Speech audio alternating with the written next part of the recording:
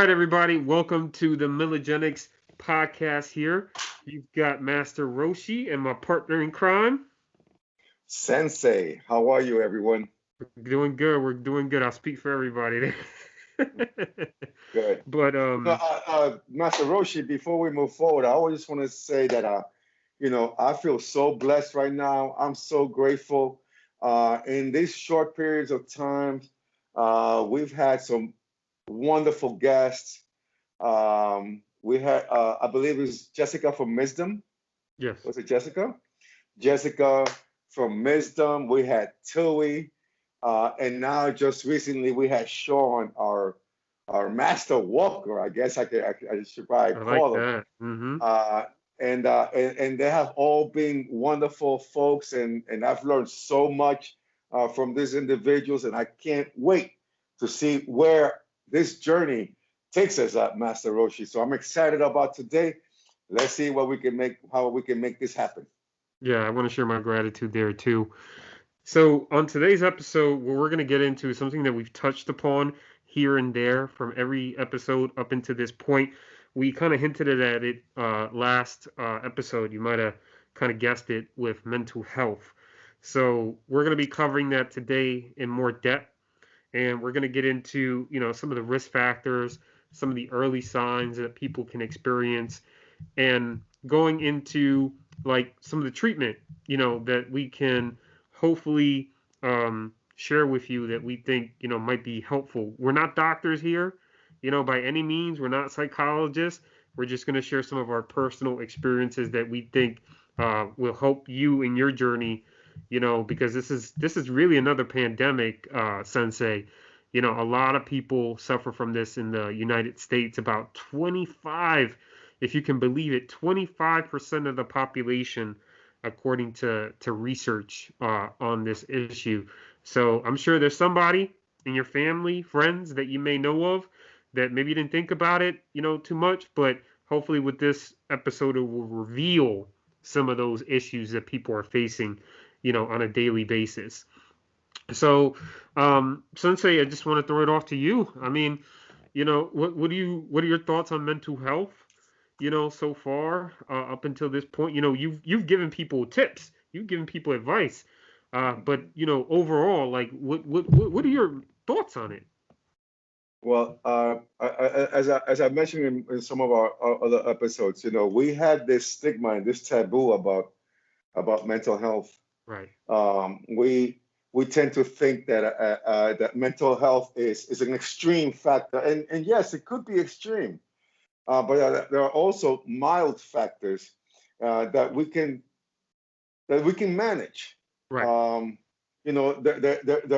there is going to be times where you will need the assistance of somebody else, where you may need to have the use of drugs in order to manage your mental health and keep you balanced, because it could be an off balance of chemicals within you.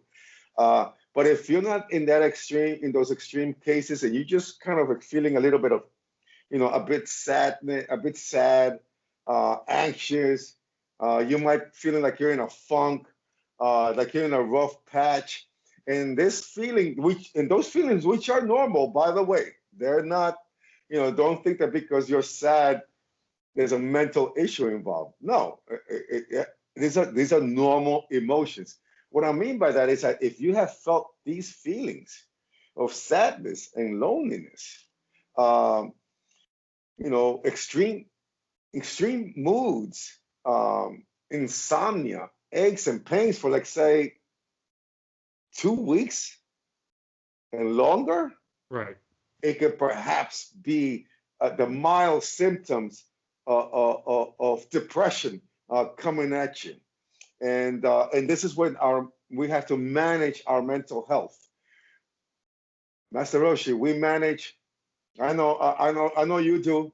All right, you manage you manage your income, you manage your diet, you manage your relationship with your wife and your child, as well as managing the relationship with your superiors at work, as well as your clients. So we're constantly managing, but for some reason we don't think that we should manage our mental health. We sometimes think that it's something. I've heard people say, "Oh no, that's silly."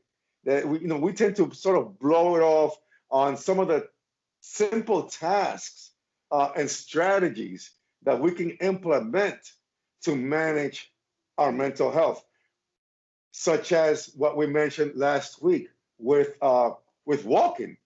Walking is such a small, it's so easy to do if you have, of course, the health to do so.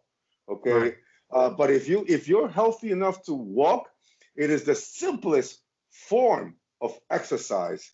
And by doing so with 1 hour a day, or maybe even less, if that's all you have, okay, by doing so, it can help you release stress. It can elevate your mood, your mood, and it gives you a better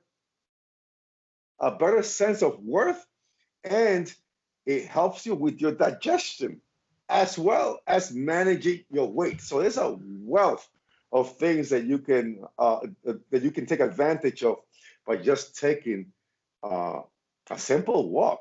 Right. And of course, there are many other things that we can do that we're going to cover later today. But those are my thoughts on that. If you have these kind of symptoms for, when you've been feeling sad, and I get it because we're in this pandemic, and we've been in quarantine now here in New York. We've been in quarantine for 10 months. Um, on March 16th is when I believe we went on lockdown, and now we're February 27th. So it's been a little bit over 10 months now that we've been on lockdown, and it can get pretty difficult to manage our mood swings, to manage our mental health. But if you find the courage, okay, to go out, yes, there's a pandemic. Make sure you wear a mask. Make sure you keep your distance. Uh, Make sure that you don't go into crowded places, and just walk your stress away in a nice, quiet street somewhere. You don't even have to go far. You can just go around the block one time. And the way I see it, Master Roshi, you know, some of us, we might see it as taking a walk and saying, oh my God, I got to take that long 1 hour walk. Don't do that to yourself. The way I work out usually is, instead of thinking about the hour or 2 hours that I might put into working out, because I enjoy working out, but I hate starting. That's my biggest challenge. Nobody So likes that. what do I? Yes. So what do I do? I'll start with a warm up. I'll do some jumping jacks. After I do some jumping jacks, I start to feel a little bit more energized. Mm. Then I'll do some push-ups. After I do some push-ups, I continue to feel more energized, and then I just take it one exercise at a time. And by doing so, an hour goes by without a problem. So if you can do that with your walk, perhaps can help you. Just the fact that you're getting up and getting dressed, even if you're walking in your living room, that is a good sign. And then from there, you can start implementing new steps to perhaps extend that new micro habit that you're creating to go from micro to macro. So Yeah, maybe we can talk about that later. yeah, and Sensei, I think you hit a great point there because walking is free, right? But it's unfortunate that I mean it's one of the good things you can do, no matter what step you are on the economic ladder, right? Whether you're rich or poor, it doesn't matter. You can do it either way. Um, Now, one of the things though that becomes tricky is that you might have more serious problems. You might be hearing voices. You might be having some serious issues. That go beyond. Maybe feeling depressed for a little while and things like that. You might even have delusions. Of certain things like that. And I feel like people that are of means, have the ability to go to a doctor to get the medication that they need. Um, but it's unfortunate because we come from the community, Sensei, that a lot of people don't have those means. They don't have good insurance or good doctors. so they get hit harder, with these symptoms. I mean, you see it all the time, in Manhattan or other places. You see a lot of people on the street that, just don't look right.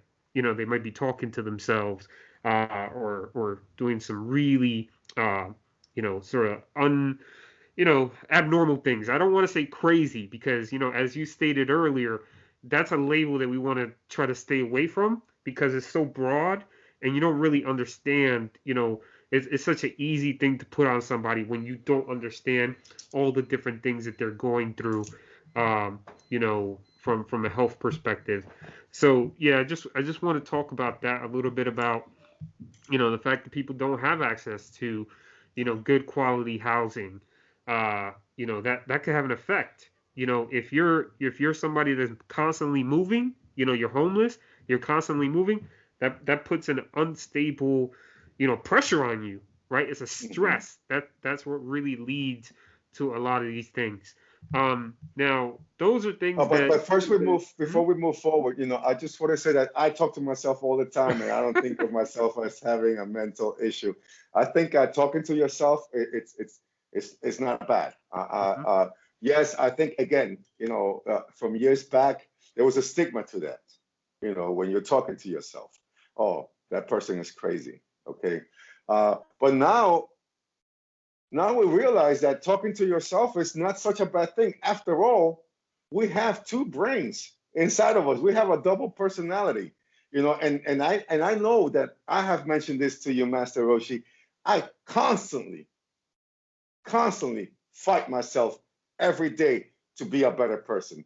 Because if I don't fight myself, if I am truly myself, like as society expects you to be, just be yourself. Just be yourself. If I truly allow that to happen, I will sleep all day. I will eat all the junk food that I want. I will not have any kind of discipline because that is my default. So what do? I offset that by doing all the things that I must do, not the things that I want to do. So by keeping that clear in my mind, and I think that can be a key that can help other folks as well, because we're constantly chasing our feelings, and our feelings betray us. How many times have you perhaps been angry at someone and that person doesn't even realize that you're angry at them? Okay, and then to find out that whatever thought was going inside your head had nothing to do with what that person was doing or thinking. It was all just inside your head. What are you doing? I don't know. Maybe you should try this.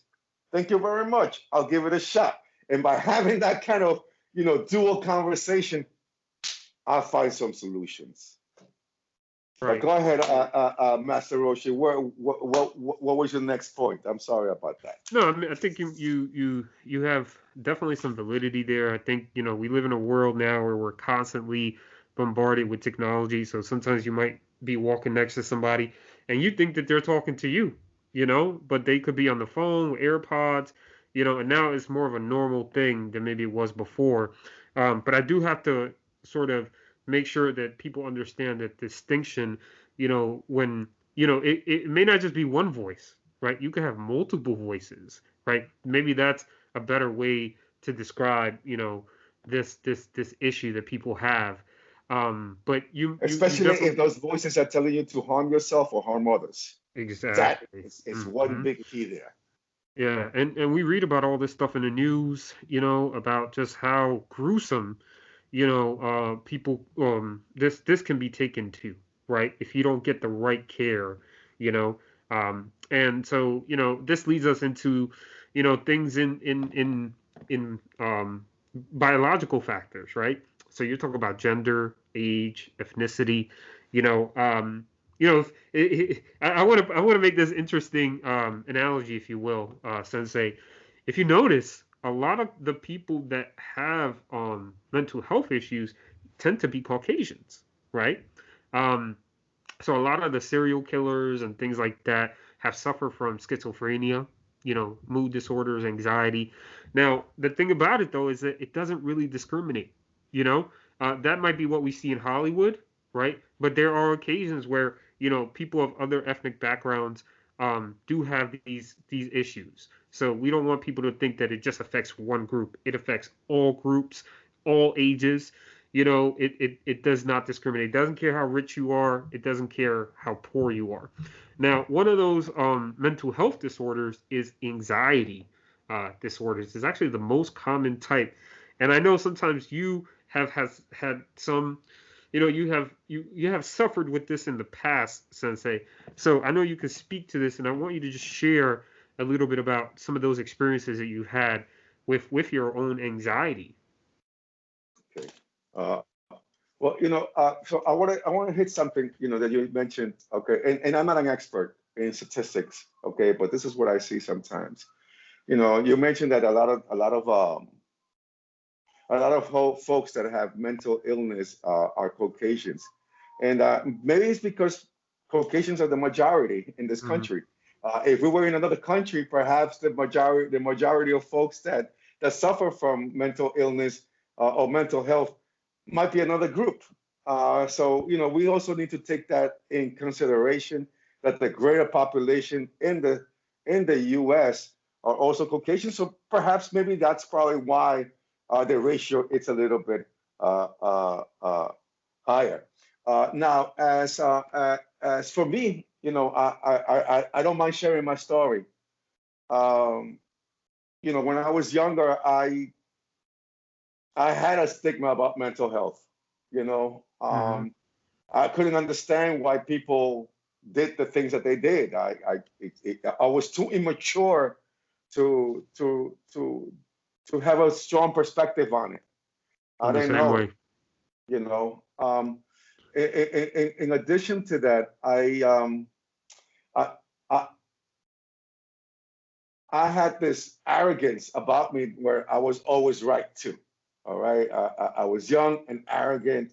I didn't understand why people were unemployed. I didn't understand why people became homeless. I didn't understand why people have mental illness. It was just something to me that it was absurd at the time. But the world has a way of teaching everyone a lesson. And I Mm. think that what I put out there in my energy, okay, the world, the cosmos says, Sensei, we're going to teach you humility, and we're going to teach you why people become homeless, why people Mm. have mental health problems, and why people become depressed, and why people lose their jobs. And within a matter of 2 years, everything became in fruition. Okay, I don't mind sharing this. This was a very difficult time in my life, but when I separated from my ex-wife, the divorce destroyed me. The absence of not having my child around me completely devastated me. And but I hid my depression. Okay, that's what I did. I hid it. Okay. Okay, I didn't process my emotions like you're supposed to do. I Mm. hid them. And how did I hit them? I hid them by going out extensively, by meeting women, by drinking, by hanging out late. And by doing that, it kept my mind busy to keep me from dealing with my problems. Soon after that, I started realizing, that it was hard for me to fall asleep because of the recurring thoughts that I was going Mm. through in the evenings. So I think I mentioned in one of the other podcasts that also what I decided to do was like, hey, let me take a drink so I can relax. But one drink became two drinks, and two drinks became three, and three became a bottle. And it got to the point where I was no longer going to sleep, Pastor Roshi. I was passing out. Mm. And this happened to me, gosh, I was stuck on that rut for about maybe 7 or even 10 years. I can't really recall because that whole time is just one big swirl of chaos. Right. to me. But it was somewhere between 7 to maximum of 10. Mm. Um, and until one day, I just got tired. Yeah. That's basically what it was. I woke up and uh, and and I wanted to do something different that day. I didn't want to sleep my day away. Mm-hmm. All right. I believe it was Sunday. I think it was a Sunday. All right. And I partied the night before. All right. And I woke up and I was like, man, I don't want to sleep my day away again and wait until Monday to go back to work. So what did I do? I took a walk. It was just a brief walk. Early in the morning, I took a shower. It was like 5 o'clock in the morning. I took a shower. The sun was still not out yet. It was just beginning for sunrise. And I went out for a short walk. It was nothing crazy. It was a short walk, like 2 blocks. And then I went and I went into a diner and got myself some breakfast. And I bought the paper and I sat at this diner, read the paper, had the food sent to me, and I just started to watch other people. And Mm-hmm. soon after that became my regular routine.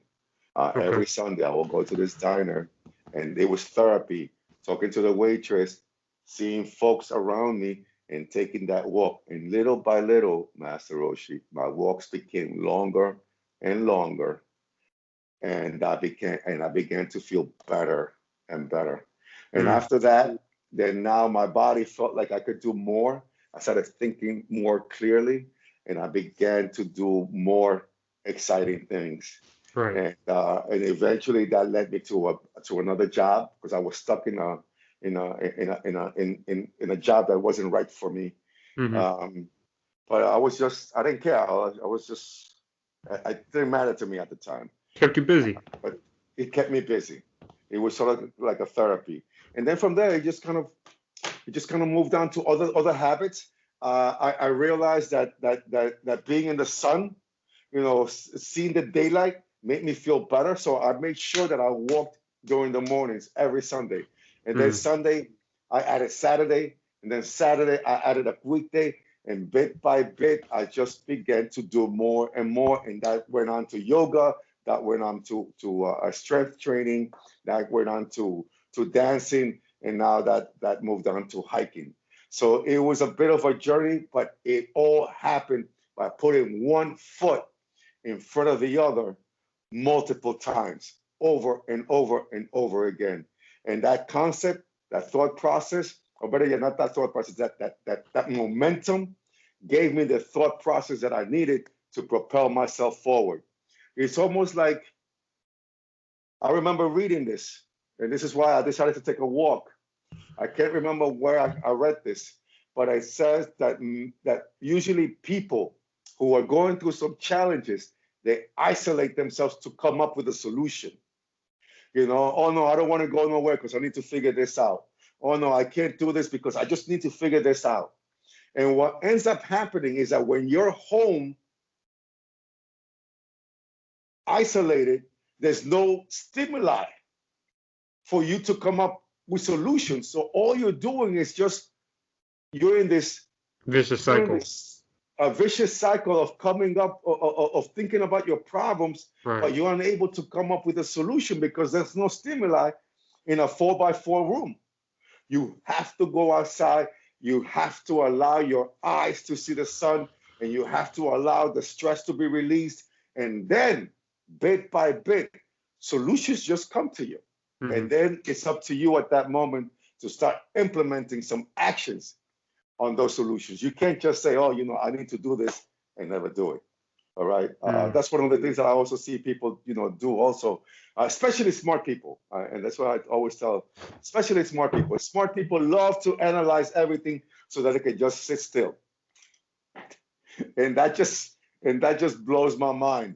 When you use when in reality you're supposed to move forward, and as you move forward, you analyze the environment and create solutions from that.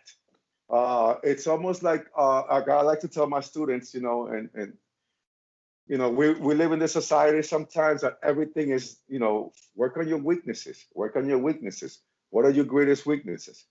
But how about we focus on our strengths And by relying on our strengths and pushing our journey through our strengths, we come up with solutions to our weaknesses. And I think that could be one way that can help you as well.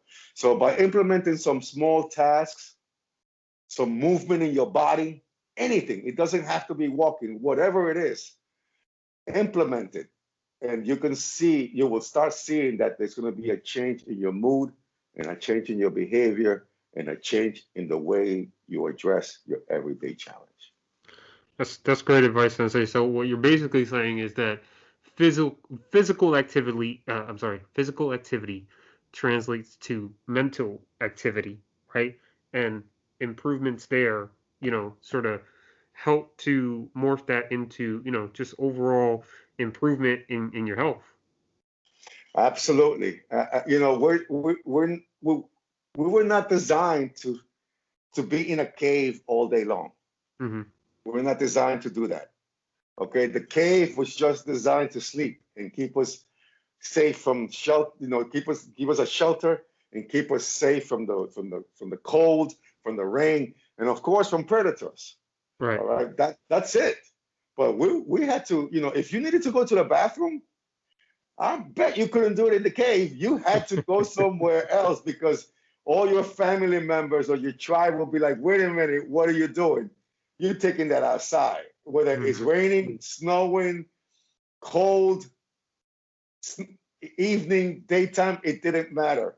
And that also happened when we had to go out and eat and when we had to go out and what's the word that I'm looking for? When you had when you oh man, I can't remember the word. I'm having a moment. But when you go and you plant seeds, Mm-hmm. okay, so that you can get ready and harvest for the winter.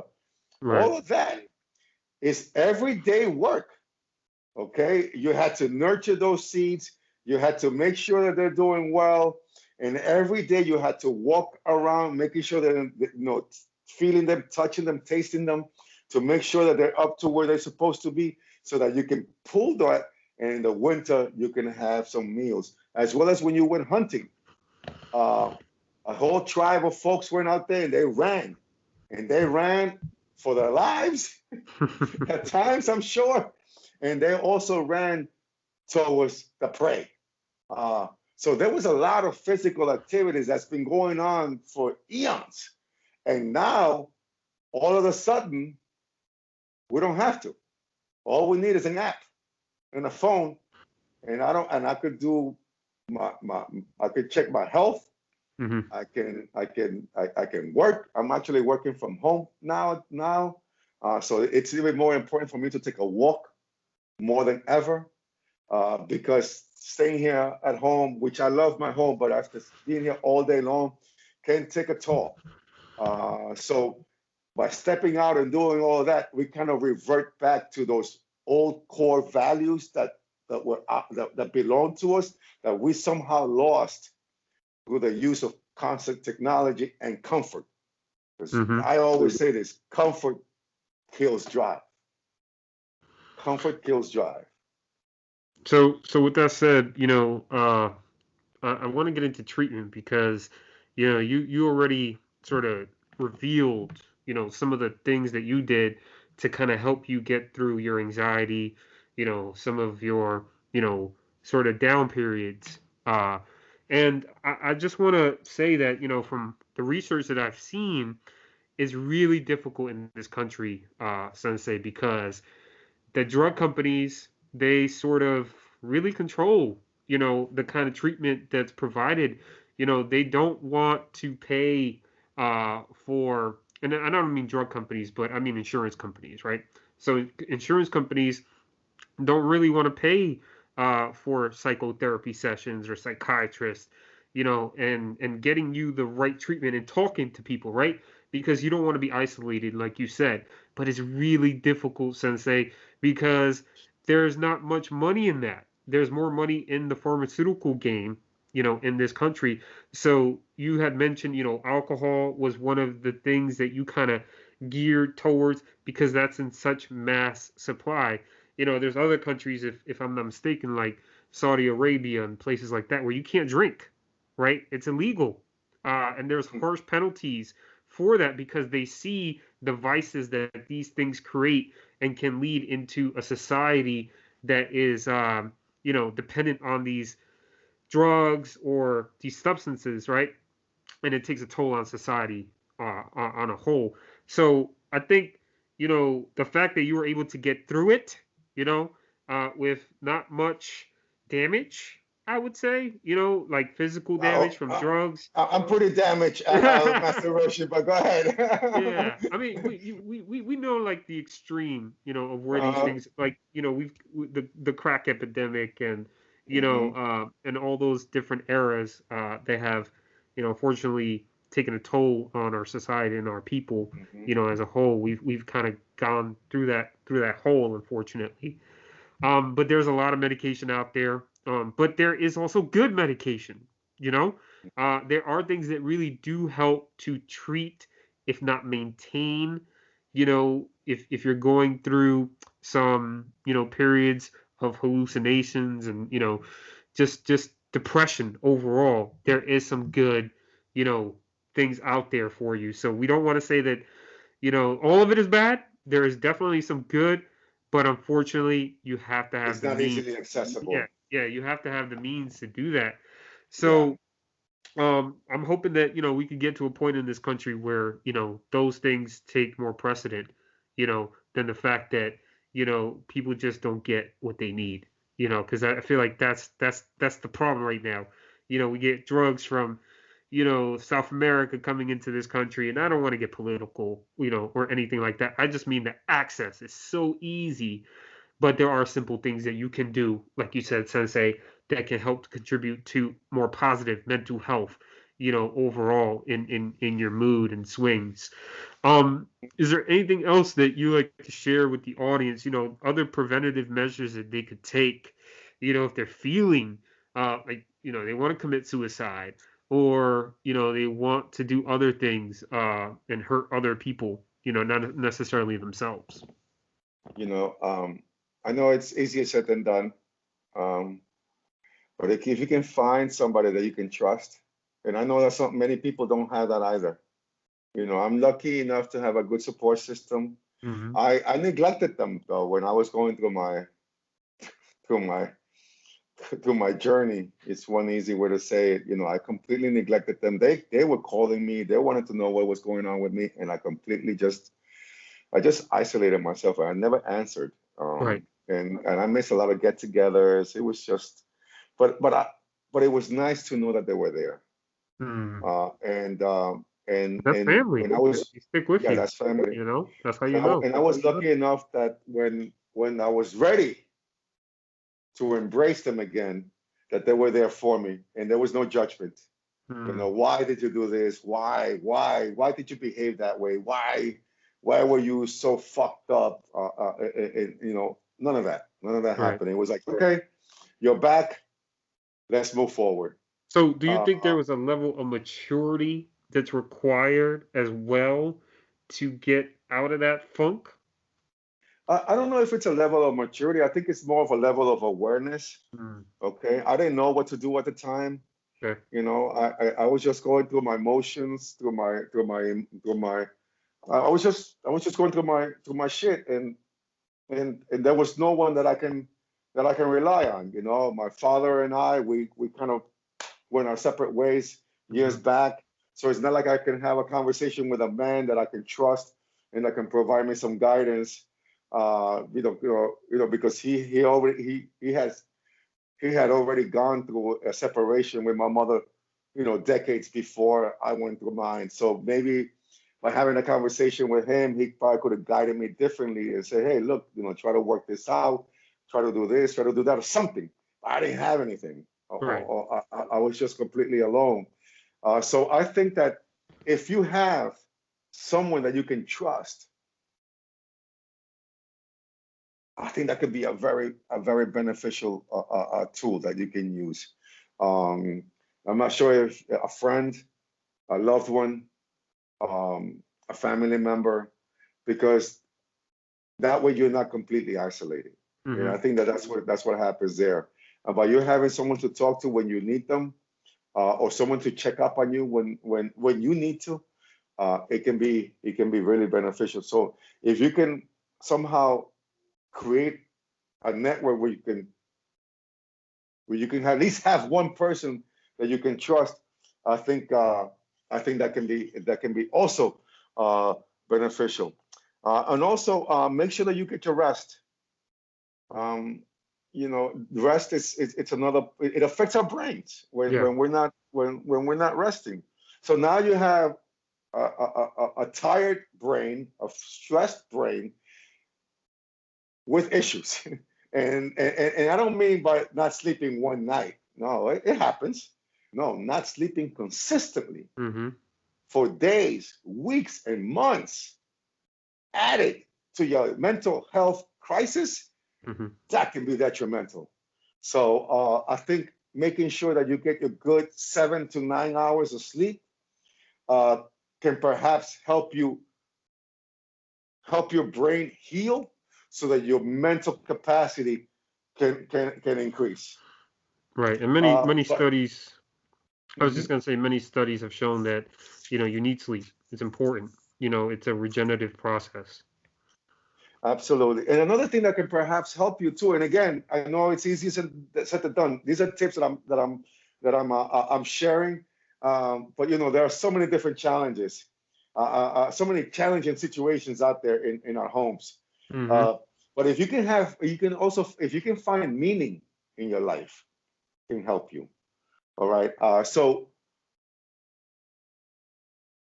before before doing what I do now, okay, I'm a coach. I'm a career coach. But before I did that, I was into operations management, um, telecommunications manager.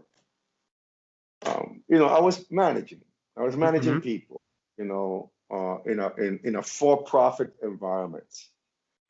And although I made okay money, it was great bonuses, great people.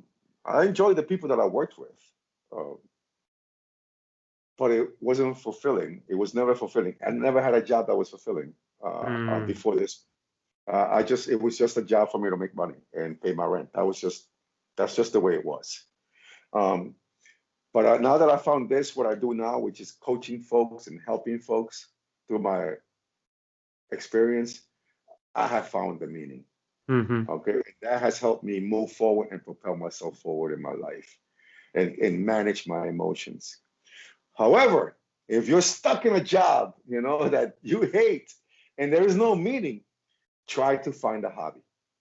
Try to find something that you can look forward to, as Mm-hmm. opposed to every day you wake up and you dread the fact that you're up and that you have to see the people that you work with and you have to take that commute and you have to do this and you have to do that.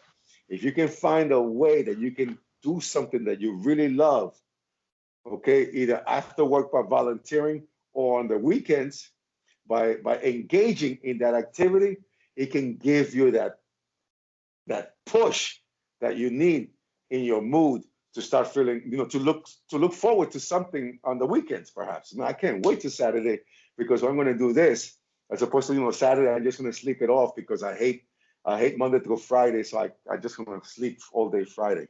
This can give you the opportunity to move your body while engaging Right. and using it as a therapy for your mental health. Yeah, and I would piggy off on that and just say, Sensei, I think, what makes you special and unique is the fact that you've gone full circle. You know, you have gone through your own journey and now you're trying to help people with their own journey, right? And help them to try to be more successful in their lives. And I feel like I can share in that too, in the fact with the venture that I'm going into, and you know about this, I'm trying to get into real estate, and hopefully provide some housing for someone. And that is one of the things that can really make um, you know, you question your mental health because, having a place to stay is critical. It gives you stability. it gives you a sense of assurance, and those are things that, when I was younger, sometimes we suffered with that, I didn't have my father in my life, so we didn't have someone to take the lead and say, hey, we're going to do this, we're going to go there. I had to kind of do that on my own, so to speak. And now, I'm sort of pioneering in a way in that direction. So, I want to be like you. I want to, continue to help people, but I also want to say that, there's other ways to do it. It doesn't have to be real estate. You can volunteer, right? You can get yourself involved in organizations that will help you, or help others, I should say. More importantly, help others and be able to give back, right? And Hmm. create, even more positive, mental health in people and things. So that's what I would want to impel in people. It also gives you an opportunity to socialize. I know right now it's kind of difficult, but I'm sure there's places, with limited, social distancing and things like that, where you can still interact with people, and that will give you a sense like you're not isolated. Um, Hmm. so that's basically what I want to point out in that direction. I think it's time to wrap up. There Hmm. are a couple points I want to make, but I'll let you you know give your closing there, Sensei. Okay. Well, try to practice these tips. I know that some of them may sound silly, like taking a walk. Uh, you know, um, watch funny shows. Sometimes that's good too. One thing that I did, I stopped watching the news. Okay, people thinking, oh, that now I'm naive because I don't watch the news. No, I watch news through an app. Yeah. Uh, and I select the news that I want to watch. The weather, what's going on in politics, which has been a freak show in the last a few years. Is that has been my comedy actually. It has been comedy and drama. Uh, but uh, but by doing that, I don't see the everyday negativity of people getting killed, of all this death that's going on around me. And Um, destruction. Yeah. and the thing is that that's what we wake up to the moment we open our eyes. We turn on the news and you know breaking story: women got raped and murdered and such and such by five street thugs. And you're like, Jesus Christ, I just want to know what the weather's like, Right. and how the traffic is. So maybe staying away from the news and just listening, managing what you want to hear from with a news app. Stay healthy, stay active. Nutrition is also very helpful. That also affects your mind. Too much salt, too much sugar, it affects your thinking process. All right. I'm not saying that you shouldn't have sweets and you shouldn't have some potato chips. I didn't say I don't, but manage it. Okay, keep it balanced. Drink more water as opposed to a 32 ounce of soda with your burger. Have a salad from time to time. Give your body a break to remove some of that negativity that we unwillingly and unknowingly put into our bodies. So nutrition, get some sunshine. Try to go out when the day and if you're unable to go outside for whatever reason, open the windows, let them in, let some air in, let it circulate. Okay, all those little things, whether it might sound silly, are crucial to your mental health. And again, if you find yourself, hearing voices that's telling you to hurt yourself or others, call 911 and seek medical assistance right away. And I think that with that, I will let you be, Master Roshi. And the fact you gave me a great piece of advice. I don't know if you know it or not, but the comedy thing, when you mentioned that to me before, because you told me sometimes, you may not feel good, and you put that on, and it's a good reminder. And one of the things, and I don't say this to gloat you, I don't want the audience to think that you have all the answers, but you have a lot No. of good answers. You have a lot of good Mhm. answers, and you are Generation X, so I look to you a lot, for tips and advice. But one of the best ones you gave me was the comedy thing. And in the mornings, what I do is I drive my daughter to school. I drop her off in the carpool, line, but I get there early. So usually it takes about 10, 15 minutes and we're there just sitting, you know. Typically some people would just be sitting there, maybe listening to music or the radio, not really doing anything.